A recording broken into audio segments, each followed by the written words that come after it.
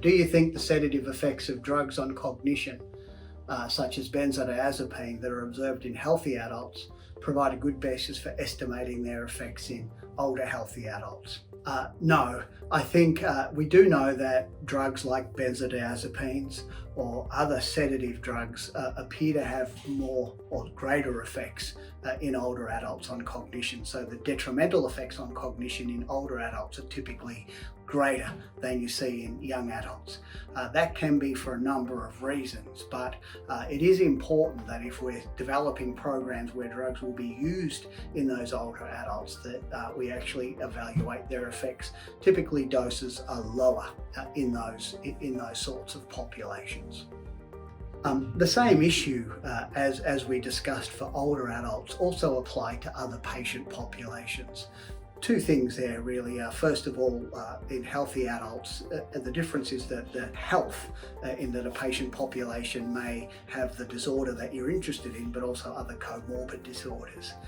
And in some circumstances, the presence of a disorder, for example, like schizophrenia or a major depressive disorder, will mean that the cognitive effects of a drug like a benzodiazepine will be less in those groups than what you would see in healthy young adults whose central nervous systems are well and highly sensitive to any diminishment of GABAergic neurotransmission. The other thing too is that patient populations oftentimes are taking other drugs designed to ameliorate their symptoms or to be stabilized, and so then you must consider the extent to which you observe any additional effects of the benzodiazepine on top of that.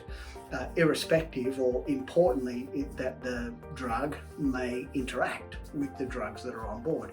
For example, in the context of a cholinesterase inhibitor being given on the top of some other drug that's designed to inhibit acetylcholine neurotransmission, such as those that we use in incontinence or seasickness or drugs like that.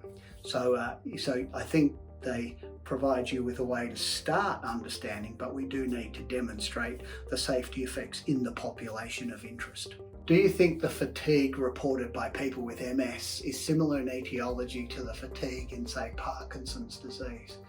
Would you use the same wake-promoting drugs? One of the issues with fatigue, that it is a common symptom that occurs in many neurological and psychiatric disorders, and in fact many systemic disorders. As a symptom, its presenting characteristics are the same. Individuals report that they have low energy, low motivation, they're tired, they have difficulty, staying awake. And it does potentially lead us to the idea that the central nervous system effects of that are the same.